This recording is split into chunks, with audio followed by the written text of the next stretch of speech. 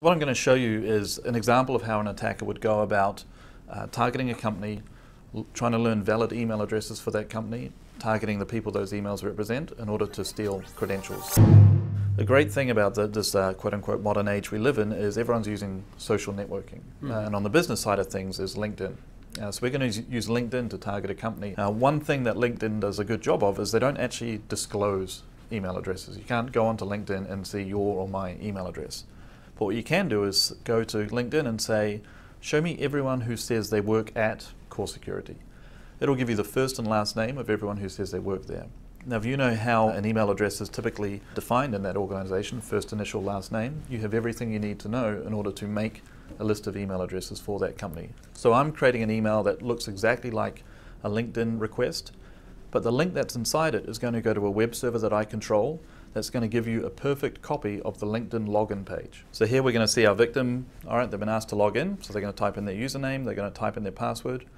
One thing we do when we create this fake server is when they hit submit, is it sends the information to two places.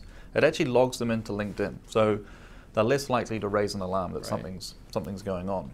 But in the same time, in the background, it's sent me back their password, and I can do two things with this. The most obvious is I can log into LinkedIn, harvest all their information about the people they're connected to, maybe send things through to those people. The second is, though, I could say, well, I wonder if they use this password anywhere else. A lot of people, unfortunately, reuse their passwords again and again. My advice, especially for something like a request from LinkedIn, is don't click on the link. Just go to LinkedIn. Right. You'll see the invitation. Let this be an indicator that something's waiting for you, but go there manually. Don't use the email to get to it.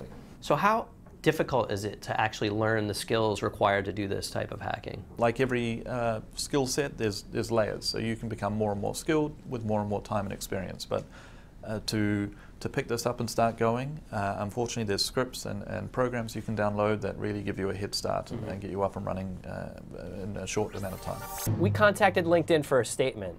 They said, quote, "We recommend that LinkedIn members connect only with people that they know and trust, and people should use common sense and tools available to them to ensure that they don't fall prey."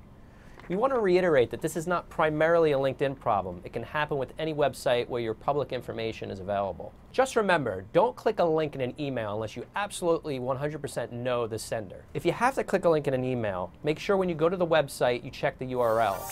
I always tell people, if you're going to go do banking online, you take your browser, let's say it's Firefox, and you close Firefox, you open Firefox, you type in the URL bankofamerica.com. You go there, you do your banking, then you close the browser entirely. Then you open it up again, because what sometimes happens is if you have Bank of America in this window, and eBay in that window, and 3 other sketchy sites in this other window, so what they'll do is they'll try and say, I wonder if he's in Bank of America, I wonder if he's in eBay, I wonder if he's in Google, I wonder if he's, and pretty soon one of those will work, and they'll be able to inject commands into those other windows.